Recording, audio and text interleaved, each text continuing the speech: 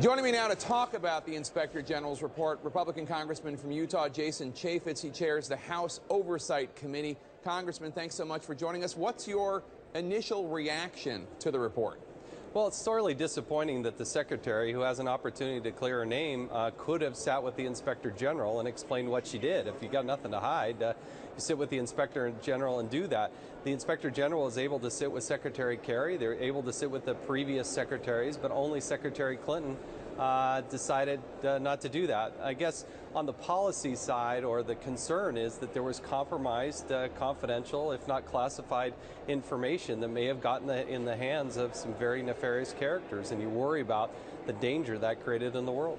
I want to read a response from the Clinton campaign to this Inspector General report. Quote, while political opponents of Hillary Clinton are sure to misrepresent this report for their own partisan purposes, in reality, the Inspector General documents show just how consistent her email practices were with those of other secretaries and senior officials at the State Department who also used personal email. As this report makes clear, Hillary Clinton's use of personal email was not unique, and she took steps that went much further than others to appropriately preserve and release her records. What's your response to that? It was totally unique. To say it wasn't unique is a stretch by any sort. That is absolutely not true. The Secretary is the only one who created this convenient relationship with herself in setting up this email. It wasn't some evil Republican or some other conspiracy, other than she averted and tried to get around what was law. It was under Secretary Clinton's administration where email was the first to be fully deployed across the agency, and she had a duty and an obligation under the law.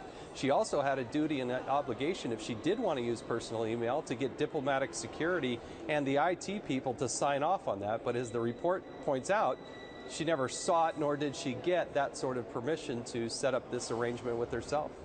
Did you find anything in the report that suggests Clinton or any members of her team violated not only State Department policy and practice, but violated the actual law? It's too early for me to tell. I cannot tell you that I've read every word of the report at this point. We're going to let the FBI continue in its investigation and find out and see what they find along the way.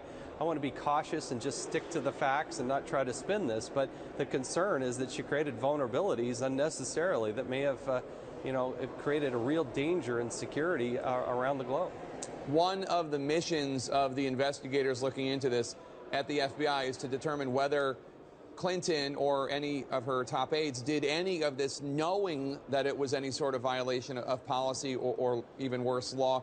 Do you see anything in here that suggests she did any of this knowingly in terms of being on the wrong side of the law?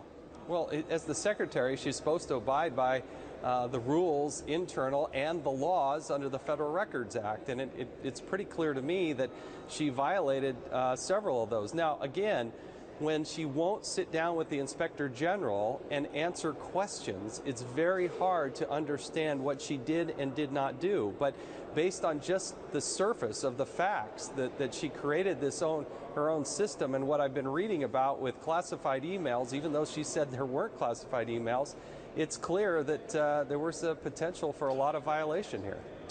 Thank you so much, Congressman Jason Chaffetz. Appreciate it. Thank you.